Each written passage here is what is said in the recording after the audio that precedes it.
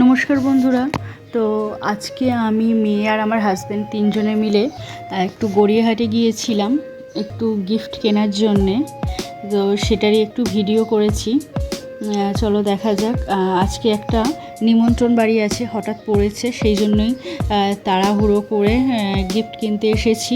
সন্ধেবেলা যাব, আর বাইরে প্রচণ্ড রোদ ছিল।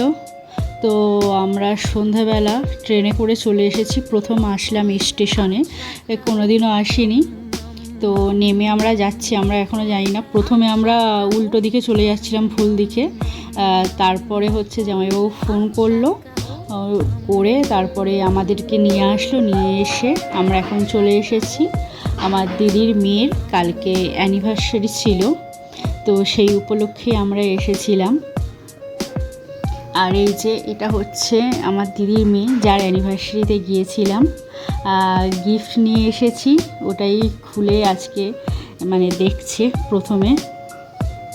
তো একটা বুদ্ধের মূর্তি দিয়েছিলাম, ভাবলাম জামা কাপড় তো সবসময়ই কিনছে, সবাই পরছে, ওর থেকে ভালো একটা কিছু শোপিস দিলে দেখতে ভালো লাগবে। আর এদিকে বেলুন ফোলানো হচ্ছে ওপরে। এটা হচ্ছে আমার দিদির ছেলে, এদিকে বেলুন ফোলাচ্ছে যাতে ওই অ্যানিভার্সারি ওখানে সাজানো যায়, যেখানে কেক কাটা হবে।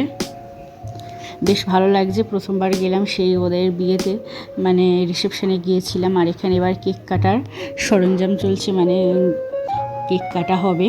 আর এই হচ্ছে আমার দিদির মেয়ে আর দিদির জামাই, আমারও কেক কাটছে এখন। ছোটোখাটো সেলিব্রেশন, অল্প করে লোক বলেছে, বেশ ভালো লাগলো যেতে, বেশ মজাও করলাম। সেরকমভাবে কোনো জায়গায় যাওয়া হয় না, একটুখানি নিমন্ত্রণ পেয়ে বেশ ভালো লাগলো। অল্পক্ষণ সময়ের জন্য মুডটাও চেঞ্জ হলো। আর ইনি হচ্ছে আমার বোনঝি, দাদা শ্বশুর, দাদা মশাই। 95 বছর বয়স হয়েছে, বেশ অনেক বয়স, কিন্তু এখনও বেশ স্ট্রং আছে। আর আমরা রাতের খাওয়া জন্য বসে পড়েছি, কারণ আমরা ফিরবো। দিদিরা অনেক করে থাকতে বলছিল, কিন্তু আমরা রাতে ফিরে আসবো বলে ওই জন্য তাড়াতাড়ি করে খেতে বসে পড়েছি, একদম প্রথম ব্যাচই। ফ্রাইড রাইস ছিল, আর তার সাথে হচ্ছে কাতলা মাছের ঝাল, আর এখানে স্যালাড দিয়ে গেল। বেশ ঘরোয়া সিম্পল ছিমছাম মেনু, একদম পেট ভরে খেয়েছি। আর এখানে ছিল চিকেন কষা, আর এর সাথে চাটনি ছিল, পাঁপড় ছিল। আমি আর ওসব নিইনি, মিষ্টি নিয়েছি।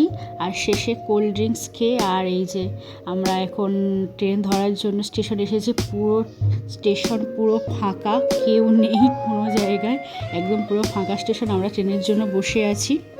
তো আজ এই পর্যন্তই, টাটা বাই বাই সবাইকে।